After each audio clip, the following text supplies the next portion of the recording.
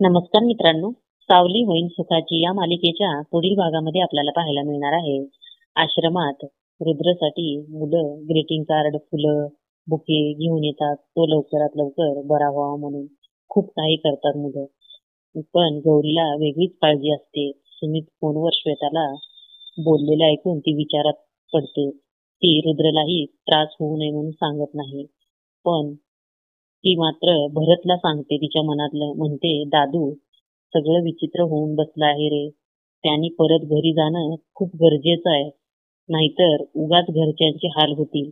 इकडे सुमित श्वेताला खूप त्रास देत असतो.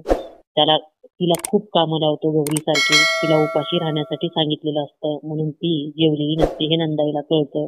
म्हणून नंदाई श्वेताला बोलते, नाही नाही खाल्लं ना काही पण, थांब मीच भरवते. म्हणून नंदाई स्वतःच्या हाताने श्वेताला घास भरवत असते. तर तिथे सुमित येतो आणि नंदाईचा हात धरतो. तर नंदाईला खूप राग येतो सुमितचा. श्वेता मात्र काहीच करू शकत नाही. ती खूप घाबरलेली असते. तर पुढील भागात खरंच रुद्र येईल का श्वेताला त्या सुमित पासून वाचवण्यासाठी? धन्यवाद.